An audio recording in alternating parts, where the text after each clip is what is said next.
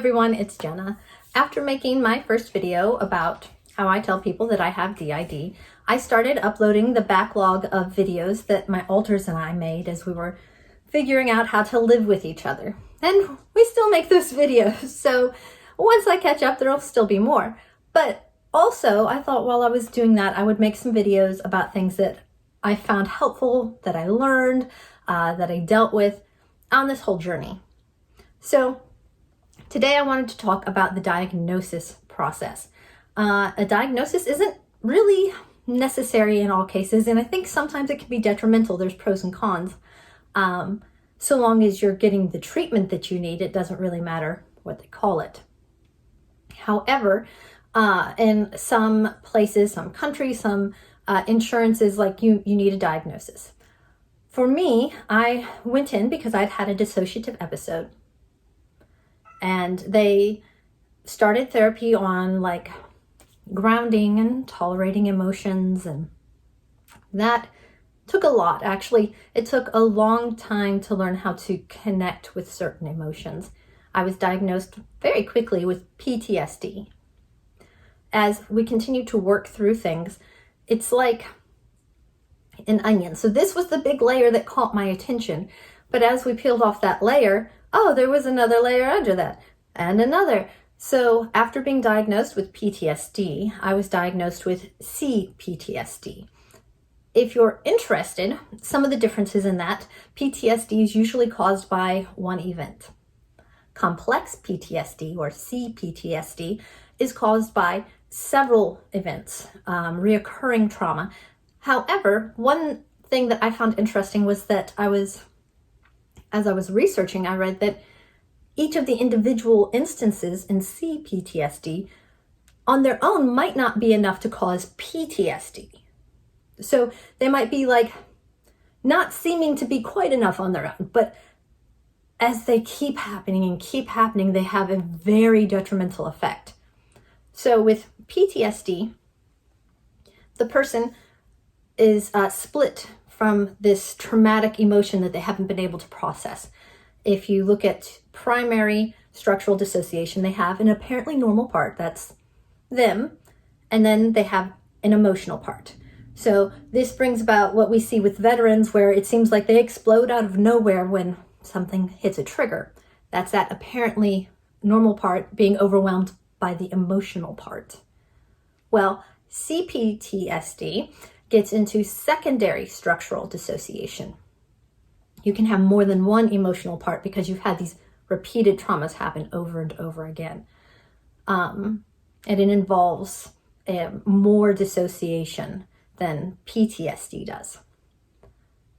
Well, once my parts started showing up, that was no longer just the diagnosis.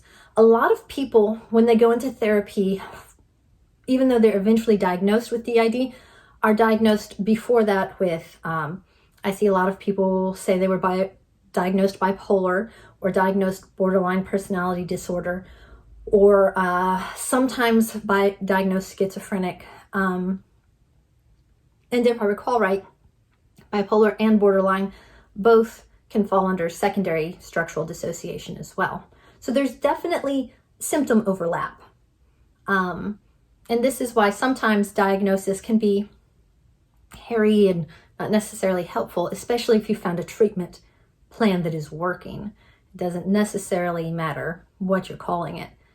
But once I started having parts present, I was in the territory of O.S.D.D 1B. So also known as D.D.N.O.S, you have a other specified dissociative disorder. So it's not D.I.D, it's another dissociative disorder. It's not D.I.D because it doesn't meet certain criteria. In my case, I had separate, distinct parts like D.I.D, but at that point I didn't have any amnesia, which is a hallmark symptom of D.I.D. So we went with that diagnosis and began treatment.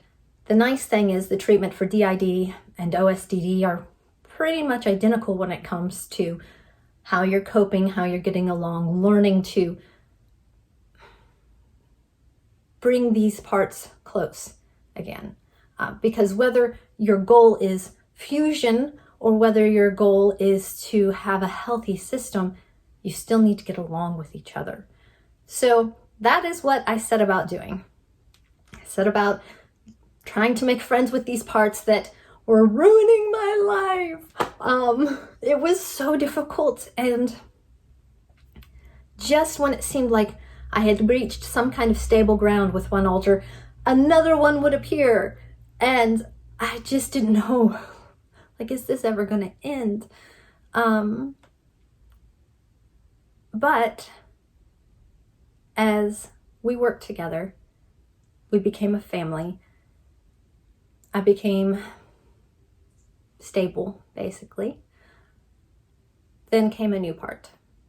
It was Jennifer Adriana. It'll be a bit before I get there in my backlog, but you'll see she's quite a character. She's been kind of blendy with me today, which does very interesting things to the vocabulary of my inner monologue. But with that new symptom came a new diagnosis with amnesia. It's now D.I.D. My treatment hasn't changed. Maybe a couple new coping skills just to make sure everybody stays on the same page. But it's still me. We're still working it. And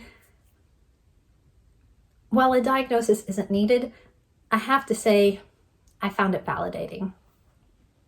I'm going through this experience. And this label says, yes, you are going through this experience. It can have stigma to it in certain areas where I know there's countries that share diagnosis between any kind of medical issue. So then all your doctors know this diagnosis. So there could be some concern in areas like that. But for me, it was really validating. So that was my journey. That's how I got here. Bye, guys.